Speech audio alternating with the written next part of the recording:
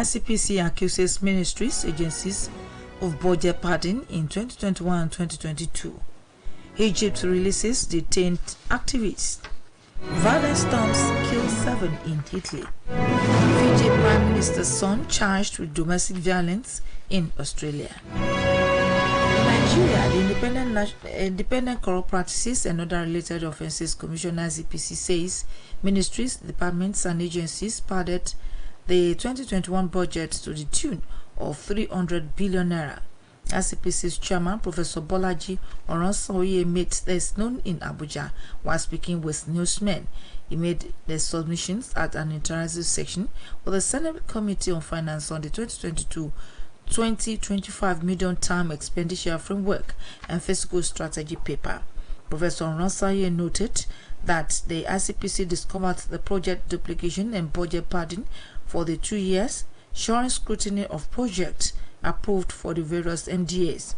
The anti-corruption agency added that the MDAs also padded the 2022 budget with duplicated projects amounting to 100 billion naira.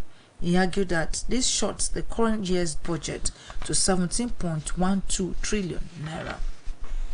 Tunisian President Mr. Kais Saied has introduced a new electoral law that reduces the influence of political parties and elections. People will now vote for individuals instead of lists from parties, as it has been in previous elections. The main parties in Tunisia have rejected the law, which comes ahead of parliamentary elections scheduled for 17th of December. Mr. Said says the new law allows the people to exercise effective sovereignty and dismiss concerns that political parties were being excluded. To be recalled that President Said dismissed Parliament over a year ago and has been ruling largely by decree, while in July, a new Tunisian constitution giving sweeping powers to the president was approved in a referendum marked by low voter participation and whose results the opposition said were not legitimate. Egyptian authority has released 46 activists, many of whom have been held for several years in pre-trial detention. They include a prominent left-wing lawyer, Haitham Mohammadin, accused of being a member of a terrorist group, a blanket charge leveled at critics of the government. Human Rights Watch has accused Egyptian authority of harassing environmental groups ahead of COP27, which it is hosting in November. Egyptian President Mr. Abdel Fattah al-Sisi has repeatedly denied that there are political prisoners in his country. This is the World at Noon, coming to you from Osun State Broadcasting Corporation, Ile-Awiye Okebaile Osogbo, Voice of the West. Now, our mid-news message. Never play with the feelings of others, because you may win the game, but the risk is that you may surely lose the person for a long time. A Texas court has declined a request to grant a posthumous pardon to Mr. George Floyd for a 2004 drug arrest, suddenly changing its previous decision. The decision is a reversal of the board's previous recommendation it made unanimously last year to provide a pardon to Mr. Floyd, whose death sparked the widespread Black Lives Matter protest in 2020. The case in question is a 2004 arrest related to drug-related charges made by a now indicted former Houston police officer whose case history is under scrutiny following a drug raid. However, according to a letter first reported by an investigative journalist with non-profits, the Marshall Project, the board has now claimed it found procedural error in its initial recommendation in Mr. Floyd's case, and it needed to reconsider more than a third of a group of 67 clemency applications it had sent to Texas Governor Greg Abbott to make a final decision. The son of Fijian Prime Minister Mr. Frank Bainimarama has been charged with a string of domestic violence offences in Australia. The 36-year-old Ratumeli Bainimarama is facing 17 charges, including stalking, assault, and choking. He is also accused of damaging property and distributing an inmate's image without consent. Mr. Bainimarama has been entered a plea, but will rely on his good character in any defense. The offences allegedly took place in Sydney between February and May, but Mr. Bainimarama was arrested last week after a police report was made earlier this month. Mr. Bainimarama has been granted bail and his matter is due back in court on October 13. He is the only son of Frank Bainimarama, who has been in power since 2007 after leading a military coup in Fiji the year before. The case comes at an awkward time for the politician who will face another former Prime Minister, Mr. Sitiveni Rabuka, in an election later this year. No fewer than 7 people have died when violent storms lashed central Italy and flooded roads and homes. Reports says 3 people were missing, including a 6-year-old child traveling in a car, as the mother was rescued by the child was washed away by the flood waters.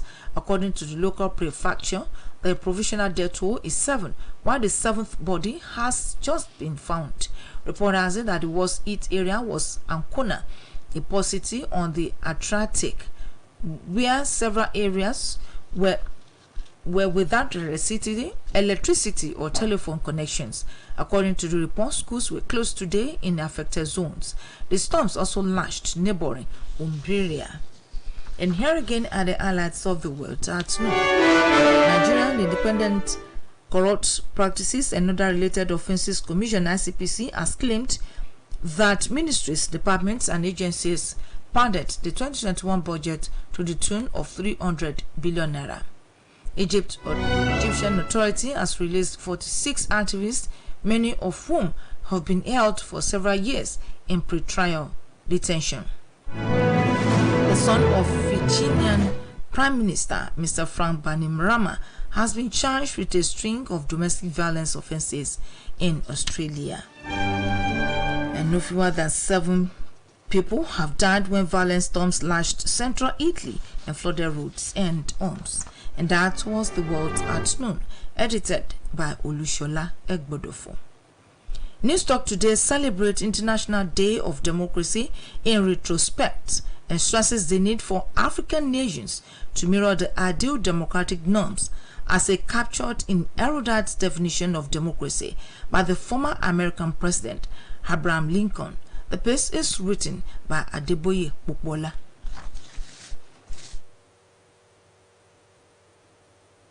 Democracy as a yearly international event has been celebrated this year, but still leaves vestiges and memorable definition by eminent and prominent individuals whose concept of democracy is a value for service and governance. In history, democracy is a culture of a race perceived authority in consent by majority to an exclusive few. It could be stated, therefore, that democracy is both antithetical and rebellious of monarchies and theocracy, which strict leadership to a priestly or royal descent. Being a synonym of republican politics, democratic system embraces civil liberties and doctrine of political sovereignty of individual citizens. These have made democracy a celebrated political system and a statute that stipulates a concept of international politics. It is quite axiomatic that the third world continent, of which Africa represents in international political space, has indeed entrenched democratic politics, but only as a civil role. The holistic appraisal of democracy in countries in Africa would transparently reveal a political culture of avarice, greedy, nepotism, and corruption, which is quite anathema to democracy. The African political class should therefore re-echo the erudite definition of democracy by Abraham Lincoln, which is captured as a government of people, by the people, and for the people. Each year, the International Day of Democracy is celebrated. The definition relates authority in government to the exercise of power freely given by the electorate to a set of people to hold the resources of the state in trust for all within the geographical boundaries of the state. Therefore, democracy is a culture of liberal ideology of accountability and transparency in governance. It is also a norm that insulates the people from whom power is derived from oppressive and corrupt use of power. The uniqueness of democracy is the recognition of fundamental human rights, particularly the freedom of expression and the press, which empowers the citizens to interrogate and criticize the policies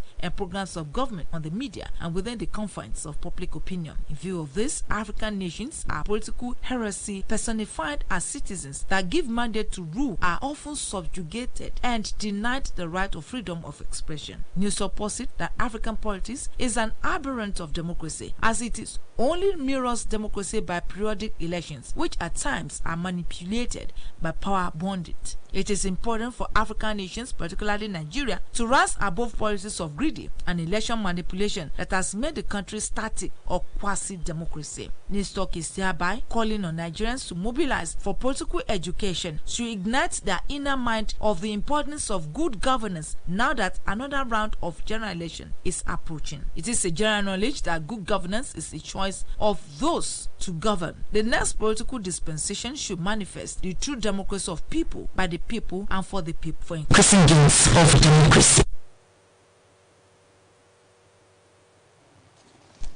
That news stop by Adebo Ekpopola of our editorial desk described the African democracy as an aberrant of democratic norms and stressed the need for political class in African nations to mirror the ideal democracy as captured in erudite definition of the former U.S. President Abraham Lincoln. For more elaborations, can visit www.osbcng.org. Thanks for listening. Good afternoon. You are live.